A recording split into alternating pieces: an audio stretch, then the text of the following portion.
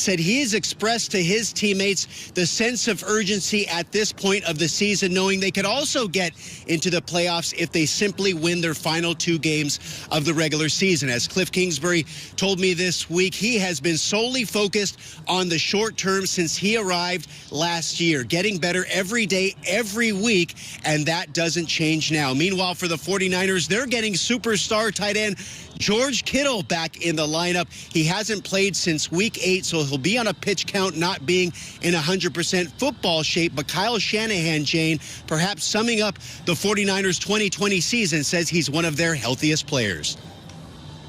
Thank you so much, Omar, and I hope you had a Merry Christmas. You know I love your girls, so I owe you guys a FaceTime later. So I'll holler at Ashley. Thank you so much. Thank you. You too. All right, at 8-6, the Cardinals are currently the 7th seed in the NFC. They'll clinch a playoff spot with a win today and a Bears loss tomorrow in Jacksonville. The last time the Cards made the postseason, 2015, when Kyler was a freshman backup quarterback right here at Texas A&M down there in College Station. All right, D. Hall, huge game for Arizona this afternoon. What's the key to this one? Well, I think it's Kyler Murray's ability to run the football, right? You think about this matchup and, you know, the way they faced each other in week 1. Kyler Murray, 13 rushes, 91 yards, a touchdown. But he really got outside of that pocket. And, you know, the 49ers had guys on him, but Kyler Murray's just that fast. He was able to still get outside of that rush, get outside of the pressure that the 49ers were sending. So if Kyler Murray can continue to use his legs to make plays, it really adds another component to this Arizona offense. We know they're going to feed DeAndre Hopkins, but when coverage dictates you get out that pocket and use your legs, use your legs. That is the best check down Kyler Murray will ever have, is his own running ability.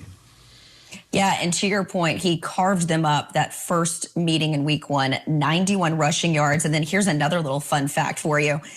He has more passing yards, passing touchdowns, rushing yards, and rushing touchdowns than every single player on that 49ers roster. So I bring that up because I just don't think that this San Francisco team is going to be able to match their offensive firepower. And then when I look at this San Francisco defense, they had the Cowboys looking all world last week.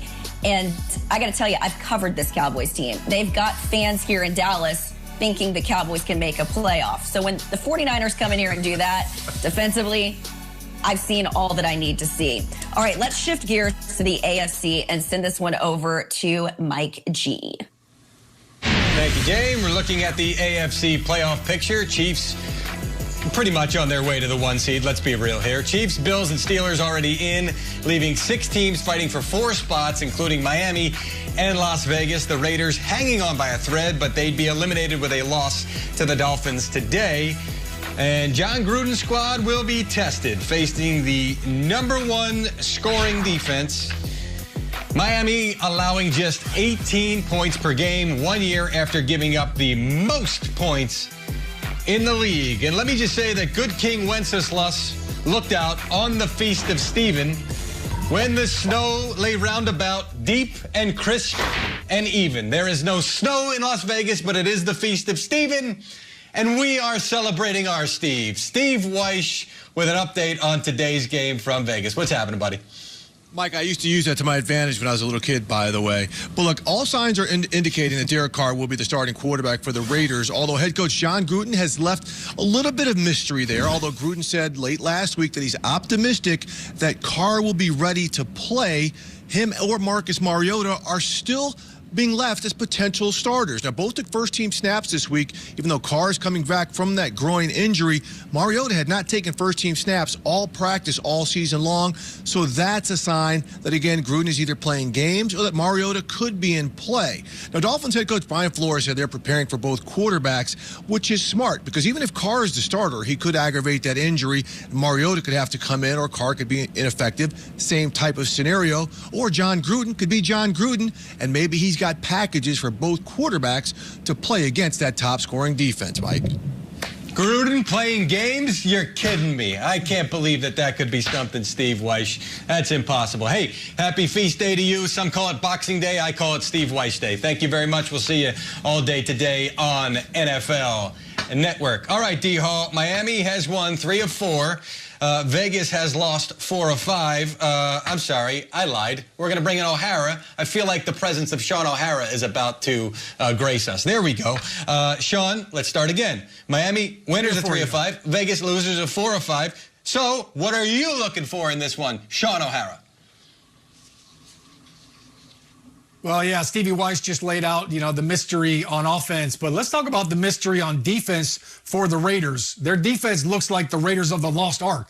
All right, they can't stop anybody. And Cleveland Farrell's out. Nick Kwiatkowski and Nick Morrow, 2 of their top tacklers on defense on the COVID-19 list. So, who's going to stop Tua? And when you look at offensively for this Miami Dolphins team, look, I know all the focus was on Tua. When's he going to play and how's he going to play? The one thing he's done a great job of is taking care of the football. But up front and on the ground, they're running the rock. 250 yards rushing against the Patriots defense.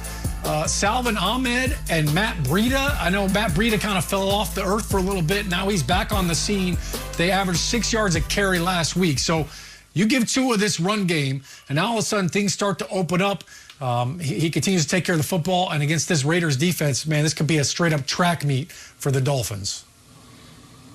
We heard Steve Weiss just a couple of moments ago talking about the Raiders quarterbacks, and I believe he's on to something when he says that it's smart for Brian Flores to prepare for both quarterbacks. I think we are going to see both quarterbacks. And John Gruden, regardless whether it's an injury situation for Derek Carr or not, I believe we're going to see them both, that's part of the game plan. So wise for Flores to prepare for both guys. I think it's going to be a mini version of like The Bachelor, 2 quarterbacks competing for John Gruden's heart in 2021 and perhaps beyond. We could see that on the field today. So maybe the most intriguing part of Mike, will you accept this rose? Well, it's not about me. It's about John. That's really what it's about. Did you really go Bachelor? You have enormous hands. What? You're thinking Las Vegas? You were thinking bachelor party? Is that where this is going? No, I wasn't, but now I am. And it's a little cold outside, so I wouldn't mind being in Vegas. Thank you, Sean O'Hara. So much talk about bachelor parties and the Bucs offense. Don't sleep on that D, O'Hara. That's what the script says. Why Matthew Stafford might be in for a long day. Plus, remember Marvin Lewis? Of course you do. He could end up coaching one of the teams playing today.